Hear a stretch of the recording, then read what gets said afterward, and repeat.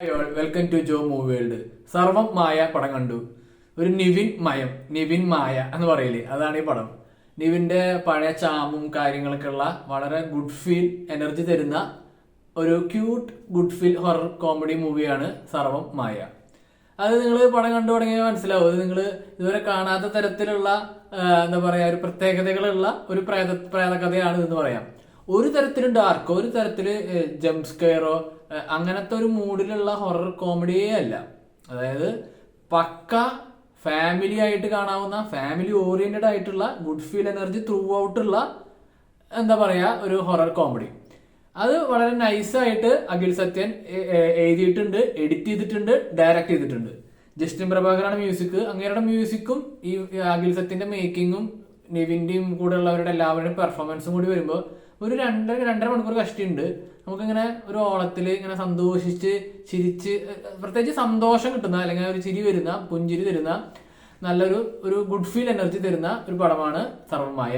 അപ്പോൾ ഈ ക്രിസ്മസിനൊക്കെ ഫാമിലി ആയിട്ടും ഫ്രണ്ട്സിനായിട്ടൊക്കെ ഇപ്പോൾ പോയാൽ നിങ്ങൾക്കത് നല്ല രീതിയിൽ എൻജോയ് ചെയ്യാൻ പറ്റുന്ന ഒരു പടമായിട്ടാണ് എനിക്ക് തോന്നുന്നത്. എനിക്ക് പേഴ്സണലി അങ്ങനെ അനുഭവപ്പെട്ടു. ഇതിൽ അതേ പറഞ്ഞ പോലെ തന്നെ പെർഫോമൻസ് ആണ് ഇതിൽ ഹൈലൈറ്റ്. അത് പ്രധാന താരങ്ങൾക്ക് വരുന്നതിന് മുമ്പ് ജനാർദ്ദൻ ഇതിലൊരു ചെറിയ റോൾ ചെയ്തിട്ടുണ്ട്. ഒരു കുഴപ്പമില്ല, കുറച്ച് സീൻസ് ഉള്ളെങ്കിലും ചില അങ്ങയുടെ ഒരു പഴയ ചെറിയ മാനറിസങ്ങളൊക്കെ അവിടെ ഇവിടെയൊക്കെ ഉണ്ട് എന്ന് കാണിക്കുന്ന ഒരു റോളാണ് ജനാർദ്ദനന്റെ. അജു വർഗീസ് ഉണ്ട്. അജു വർഗീസ് ഒരു നമ്പൂതിരി ഇങ്ങനെ ഹോമം കാര്യങ്ങളൊക്കെ ചെയ്ത് നടക്കുന്ന ആളായിട്ടാണ് വരുന്നത്. വളരെ സട്ടിലായിട്ട് നൈസായിട്ട് മൂപ്പരും ചെയ്തിട്ടുണ്ട്. ചില വൺ ലൈനേഴ്സും ചില എക്സ്പ്രഷൻസും ഒക്കെ തിയേറ്ററിൽ നല്ല ഓളായിരുന്നു. അപ്പൊ അതും ഒരു ഗുഡ് പെർഫോമൻസ് ആണ് അജു വർഗീസിന്റെയും. പിന്നെ ഇതില് ചെറിയ ചെറിയ റോളില് ഓരോരുത്തർ ഇങ്ങനെ വന്നു പോകുന്നുണ്ട്, ക്യാമിയോ റോളൊക്കെ ഉണ്ട്. അപ്പൊ അതൊക്കെ നിങ്ങൾ കാണുമ്പോൾ മനസ്സിലാവും. ഇനി ഇതില് മെയിനായിട്ട് ഇതില് രണ്ട് നായകന്മാരുണ്ട്, റിയ ഷിബുവും പ്രീതി മുകുന്ദനും. പ്രീതി മുകുന്ദൻ കുറച്ചുള്ളോ പാട്ടിലും പിന്നെ കുറച്ച് സീൻസിലെ വരണുള്ളോ, കുഴപ്പമില്ല. ആൾക്ക് വേണ്ട അലമ്പല്ലാണ്ട് നീറ്റായിട്ട് ചെയ്തിട്ടുണ്ട്. ഇതില് ഷോ സ്റ്റീലർ ഇനി അങ്ങോട്ട് എല്ലാവരും സംസാരിക്കാൻ പോണ ആളെന്ന് പറയുന്നത് റിയ ഷിബു ആണ്. ഈ കുട്ടിയുടെ എന്താ പറയാ ഇൻസ്റ്റാഗ്രാം റീൽസ് മുമ്പ് എവിടെയൊക്കെ കണ്ടിട്ടുണ്ട്.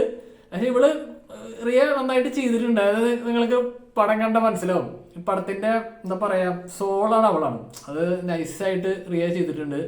അതില് പല എന്താ പറയാ ക്യൂട്ട് മാനറിസങ്ങളും, ക്യൂട്ട് മാത്രമല്ല ചില ഡയലോഗ് ഡെലിവറി, ബോഡി ലാംഗ്വേജ് അതൊക്കെ തകർത്തുണ്ട്. അത് പ്രത്യേകിച്ച് നിവിനായിട്ടുള്ള കോമ്പിനേഷൻസ് ഒക്കെ അങ്ങനെ കട്ടക്കി പിടിച്ചുന്നുണ്ട്.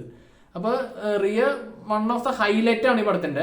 അത് നിങ്ങൾ പടം കണ്ടാൽ മനസ്സിലാവും. Riya after this movie talk of the town Riya ആവാനുള്ള ചാൻസ് ഹൈ ആണ്. ഇനി ദ അൾട്ടിമേറ്റ് പെർഫോമർ നിവിന് ചില കാര്യങ്ങളുണ്ട്. അതായത് ഇപ്പോൾ ഞാൻ ഒരു ഇന്റർവ്യൂവിൽ അഖിൽ സത്യം പറഞ്ഞു കേട്ടു, ലാലേട്ടനും ഒക്കെ ഉള്ള പോലെ ഒരു നാച്ചുറൽ ആയിട്ട് കോമഡി കൈകാര്യം ചെയ്യുന്നതില്. അതായത് കോമഡി ചെയ്യുമ്പോൾ ലൗഡ് അല്ലാണ്ട് സോഫ്റ്റ് ആയിട്ടുള്ള എക്സ്പ്രഷൻസിൽ ചിരി വരുത്തുക. അത് ജെനുവിൻ ആയിട്ട് നമുക്ക് ചിരി വരും. അത് രക്ഷയില്ല. ഒരു സീനിലൊക്കെ ഞാൻ ഇങ്ങനെ എനിക്ക് ബോഡി ഇളകി ചിരിക്കാന്ന് പറയില്ലേ, അങ്ങനത്തെ ചില സാധനങ്ങൾ നമ്മുടെ നിന്ന് വരുത്തണമെങ്കിൽ നിവിന്റെ അത്രയും നാച്ചുറൽ ആയിട്ടുള്ള ചില സാധനങ്ങളുണ്ട്. അതിപ്പോൾ നിങ്ങൾ പ്രേമത്തിലായാലും ശരി, ലവ് ആക്ഷൻ ഡ്രാമയിലായാലും ശരി, നിങ്ങൾക്കറിയാം അതിൽ തട്ടത്തി മറിയത്ത്. അപ്പൊ ഇതിലേക്ക് എത്തുമ്പോൾ ഇവരുടെ നിന്നൊക്കെ വ്യത്യസ്തമായിട്ട് ഒരു നൈസായിട്ട് പിടിച്ച് ചില മാനറിസങ്ങൾ, ചില കണ്ണോണ്ടുള്ള എക്സ്പ്രഷൻസ്, ചില കാര്യങ്ങളൊക്കെ അടിപൊളിയായിട്ട് ചെയ്തിട്ടുണ്ട്. അപ്പൊ ഇപ്പോഴത്തെ ജനറേഷനിലെ ഹ്യൂമറില് മൂപ്പരെ വെല്ലാൻ ആരും ഇല്ല. അത് ഇനി ആരും ക്വസ്റ്റ്യൻ ചെയ്യാൻ വരണ്ട. നിവിൻ തകർത്തുണ്ട്. അപ്പൊ ഈ നിവിന്റെയും ഈ നേരത്തെ പറഞ്ഞ റിയയുടെയും പെർഫോമൻസ്, ഇവരുടെ കോംബോ, ഇവർ ഒരുമിച്ച് ഏത് സീനിൽ വന്നാലും പ്യുവർ എന്റർടൈൻമെന്റ് ആണ്. കാരണം ആ ഫ്രഷ്നെസ് ഉണ്ട് ആ കഥയ്ക്ക്. ഞാൻ പറഞ്ഞില്ല, കഥ എന്ന് പറയുന്നത് ഗുഡ് ഫീൽ കഥയാണ് ബേസിക്കലി.